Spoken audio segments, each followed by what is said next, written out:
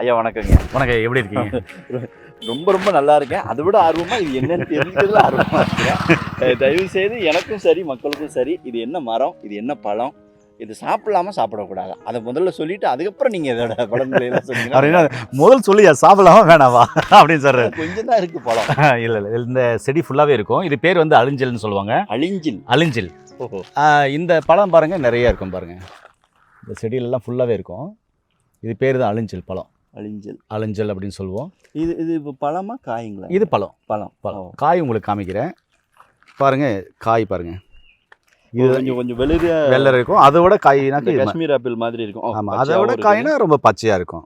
நல்லா அடர் ரொம்ப பழுத்துருச்சு அப்படின்னா அங்க பாருங்க, அங்க இருக்கு பாருங்க. இங்க இருக்கு இருக்கு பாருங்க. எறும்பு அங்க இருக்கு பாருங்க. அருமை. பறிச்சுக்கோங்க. இதில் பாருங்க, நல்லா முள்ளு எனக்கு குத்திருச்சு. இது ரொம்ப பழுத்த பழம். அப்படி எடுங்க. லிச்சி மாதிரி இருக்குதுங்களே. ஆமா, சாப்பிடுங்க. நல்லா மக்களுக்கு காட்டலாம்ல. அப்படியே சாப்பிடுங்களேன். நீங்க அப்படியே எடுத்து வாயில. லிச்சி மாதிரியே தான் இருக்குது. நீங்க எடுத்து சாப்பிட்டு பாருங்களேன், நீங்க அது எப்படி இருக்குன்னு. சாப்பிடக்கூடிய பழம் ஐயா, இது சாப்பிடலாங்க ஐயா. இதெல்லாம் எங்களுக்கு 90ல இதுதான் ஏன் ஸ்நாக்ஸ். 80 90ல இருக்கிறவங்களுக்கு இதுதான் ஸ்நாக்ஸ். ஐயா, வேப்பம்பழம் சாப்பிட்ட மாதிரி தான் இருக்கு. ஆமா, கொஞ்சம் இனிப்பாகவும் இருக்கும். கொஞ்சம் புளிப்பு இருக்கு. ஆமா, கொஞ்சமா லிச்சி மாதிரியும் இருக்குது. இது பெரிய விதை இருக்கு. ஆமா, இது சாப்பிடலாம். இந்த அழிஞ்சல் மரத்துல ஒரு சின்ன இந்த இப்ப சாப்பிட்டீங்களா விதை, அந்த விதை என்ன பண்ணும், ஒட்டிட்டு இருக்கும். ஒரு சிலர் வாங்க இதுதான் ஏர் அழிஞ்சல்னு சொல்லிடுவாங்க. நானும் ஒரு சில வீடியோக்கள் போட்டிருக்கேன், ஐயாக்கள் சொல்லியிருக்கேன். ஆனா நான் ஆராய்ச்சி பண்ணத்துல என்ன ஆச்சுன்னா, அந்த சின்ன விதைகள்ல சின்ன புழுகள் இருக்கும், பூச்சிகள். இது என்ன பண்ண, அந்த விதையில அந்த பூச்சி உருவாகி பக்கத்துல இருக்கிற அந்த மரத்திலே போய் ஒட்டிக்கும். ஒட்டி அதை வாழும். இப்போ எப்படி ஒரு சில இடத்துலலாம் கூண்டு பூச்சி அதுக்குள்ள புழு இருக்கும், சுத்திரும் முள்ளு முள்ளா கட்டி இருக்கும், இல்லைன்னா கூண்டு கட்டி இருக்கும். அந்த மாதிரி இந்த விதைகளை எடுத்து அதிலே ஒட்டி வாழும். அதனால இதவே வந்து ஒரு சில ஏர் அழிஞ்சல் சொல்றாங்க. எனக்கு நம்பிக்கை இல்லை, அது ஏர் அழிஞ்சல் இல்லை, இது சாதாரண அழிஞ்சல் தான். சரி, இந்த அழிஞ்சல் பழத்தை வந்து நம்ம சாதாரணமாக சாப்பிடலாம். இப்போ இருக்கு இல்லைங்களா இந்த பழம்? நிறைய இருக்கு. நிறைய இருக்கு பாருங்க. இங்கே கூட இருக்கு பாருங்க. இந்த நல்ல டார்க்கா பாருங்க, இதெல்லாம் இருக்குல்ல பாருங்க, நிறைய இருக்கு. இந்த பழத்தை வந்து பார்த்தீங்கன்னா சாப்பிடலாம்.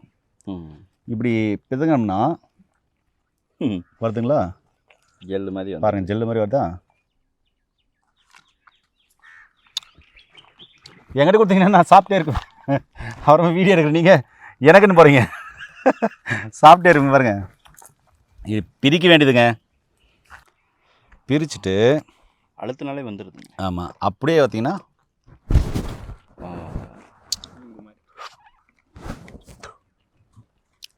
சாப்பிட வேண்டியது. அருமையாக இருக்குது. சரி, இது சாப்பிட்றதுனால தான் கொஞ்சம் கஷ்டப்பட்டு. இது சாப்பிட்றதுனால என்ன நன்மை அப்படின்னு சொன்னால், வெயில் காலத்தில் உஷ்ணம் அதிகமாக இருக்கும். ஒரு சில இந்த உஷ்ணத்தினால நீர்ச்சத்து பற்றாக்குறையினால தலைவலி அதிகமாக இருக்கும். அப்படிப்பட்டவங்க 2-3 பழத்தை போட்டோம்னா வைங்களேன், ஒரு நாக்கில் உமிழ்நீர் ஊறினே இருக்கும் பாருங்க. ஏன்னா எல்லா சுவையும் கலந்து இருக்குதுல்ல. இது எதுக்காக காமிக்கிறேன்னா, தவறு எடுத்துடாதீங்க. ஏன்னா இந்த ஆள் டீசென்ட் இல்லாமல் சாப்பிட்றாங்க, அப்படியெல்லாம் இல்லை. இது நாக்குக்குள்ளே பட்ட உடனே அந்த சுவை முட்டுகள்லாம் ஓப்பன் ஆகிடும். நல்லா டேஸ்ட்டாக இருக்கும் சாப்பிட்றதுக்கு. நீர்ச்சத்து நமக்கு உடம்புக்கு தேவை, நீர்ச்சத்து கிடைக்கும். அதனால என்னென்னா, அந்த உஷ்ணத்தில் ஏற்பட தலைவலி சரியாகும். இதில் ஃபைபர் அதிகமாக இருக்குது, நார்ச்சத்து அதிகமாக இருக்கிறதுனால மலச்சிக்கல் சார்ந்த பிரச்சனைகள் சரியாகும். பைல்ஸ் இருக்கிறவங்க, பைல்ஸ் இருக்குல்ல, இது குளிர்ச்சித்தன்மையோட இது. அதனால் பைல்ஸ் இருக்கிறவங்க சாப்பிட்டா அந்த பைல்ஸின் தாக்கம் குறைஞ்சி படிப்படியாக பைல்ஸ் போயிடும். இந்த பித்தம் அதிகமாக இருந்து தலையெல்லாம் வலிக்கிறது, உடம்பெல்லாம் எரியுது இருக்குல்ல, ஒரு மாதிரி வாந்தி, அவங்களாம் இது தாராளமாக சாப்பிட்டேக்கலாம். நான் சாப்பிடவா பேசுவா இருங்க, முடிச்சுட்டு அப்புறமா சாப்பிட்டுக்கலாம். ஏன்னா எனக்கு அந்த ஆசை அடங்கு வந்து. அதனால் என்னென்னா, இந்த பித்தம் சார்ந்த பிரச்சனைகளும் சரி பண்ணக்கூடிய ஒரு அற்புதமான பழம். இதில் விட்டமின் சி அதிகமாக இருக்கிறதுனால உடலுக்கு தேவையான நோய் எதிர்ப்பு சக்தி அதிகமாக கொடுக்கும். ரொம்ப அற்புதமான பழம். இதை நம்ம தொடர்ந்து சாப்பிட்லாம். எவ்வளோ எண்ணிக்கையில் சாப்பிட்னா ஒரு நாளைக்கு ஒரு 2 பழம் 3 பழம் 4 பழம் சாப்பிட்லாம். அளவுக்கு அதிகமாக சாப்பிட்டா என்ன ஆகும்னா, அஜீரணம் சம்பந்தமான பிரச்சனைகள் ஏற்படும், வயிற்றுப்போக்கு ஏற்படும். அளவாக எடுத்துக்கிட்டா அளவாக ஒரு 2 பழம் 3 பழம் 4 பழம். நாங்களாம் என்ன பண்ணுவோம்னா, இதை அப்படி பிச்சிடுவோம். பிச்சு என்ன பண்ணுவோம், இப்படி பிச்சிடுவோம். பிச்சு இந்த பழத்தை பாக்கெட்டில் போட்டுவோம். ஏன்னா இதுதான் ஸ்நாக்ஸ்.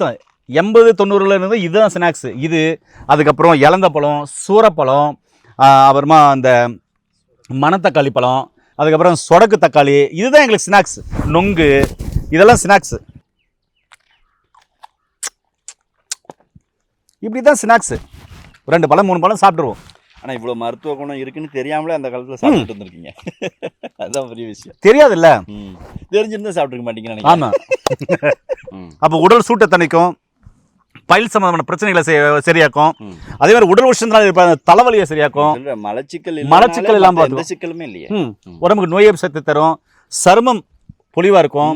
சுகர் பிபி பேஷண்ட் ரொம்ப நல்ல பழம். ஒரு நாள் 2 பழம் 3 பழம் 4 பழம் சாப்பிடலாம். பாருங்க, இப்போ 4 பழம் சாப்பிட்டேன் நான். பாக்கெட்டில் வேறு வச்சுன்னுக்கிறேன். அதனால இது மாதிரி பழங்கள் சாப்பிடலாம். இதுதான் வந்து அழிஞ்சல் பழம். ஒரு சில 7 அழிஞ்சல் சொல்லுவாங்க. 7 அழிஞ்சல் இல்லை, இது நார்மல் அழிஞ்சல். நார்மலாக அந்த காலத்தில் வேலி போடுவாங்க இல்லையா? அழிஞ்சல் அது சாப்பிடக்கூடாதுங்களா? 7 அழிஞ்சல் மருத்துவத்துக்கு நல்லா பயன்படும். ஓகே, இதுவும் மருத்துவத்துக்கு பயன்பாட்டுக்கு இது ஓகே தான். இது சீசன் தான் வரும், வருஷத்தில் ஒரு முறை தான் வரும். அந்த பழம் சீசனில் பிடிச்சி சாப்பிட்டுக்கலாம். இதில் மருத்துவ குணங்கள் நிறைய இருக்குது. அதை நான் இன்னொரு வீடியோவில் சொல்கிறேன். இந்த இலையை பறித்து மருத்துவம் செஞ்சால் என்னென்னா, இந்த இலையை இப்படி பறித்து இதில் மருத்துவம் செய்யலாம், அதனுடைய வேரில் மருத்துவம் செய்யலாம். அது நான் இன்னொரு வீடியோவில் சொல்கிறேன். இதுவே ரொம்ப நீளமாக போயிடுச்சு. ஆமாம், ஏன்னா இது எதிர்பார்க்கல இப்படி ஒரு மரம். அதனால் இங்கே பாருங்க, அளவோடு சாப்பிட்டா ரொம்ப நல்ல பழம். அளவுக்கு மீறி சாப்பிட்டா ஒன்றாகாது, வயிற்று போக ஏற்படும். அதனால் வயிறு கிளீன் ஆகும். அவ்வளோதான். அதுன்னு பிரச்சனை இருக்கும், வேறு எதுவும் இல்லை. நல்லது. ஸோ ரொம்ப ரொம்ப அருமையான ஒரு தகவல், புதுமையான தகவலும் கூட. நிறைய பேர் இதை பார்த்துருப்பீங்க, ஆனால் இதை சாப்பிட்லாமா வேணாமான்னு கூட தெரிஞ்சிருக்காது. ஸோ அவர் சாப்பிட்டே காணிச்சிட்டாரு, நமக்கும் சாப்பிட கொடுத்தாரு, எந்த விதமான பிரச்சனைகளும் இல்லை. ஸோ இந்த வீடியோ உங்களுக்கு ரொம்ப ரொம்ப பயனுள்ளதாக இருக்கும் அப்படின்னு நான் நம்புகிறேன். ஸோ இது உங்களுக்கு உண்மையிலே யூஸ்ஃபுல்லாக இருந்தது அப்படின்னா தயவுசெய்து இதை மற்றவங்களுக்கும் ஷேர் பண்ணுங்கள். இன்னொரு வீடியோவில் நம்ம மீண்டும் சந்திக்கலாம். நன்றி, வணக்கம். வணக்கம் ஐயா.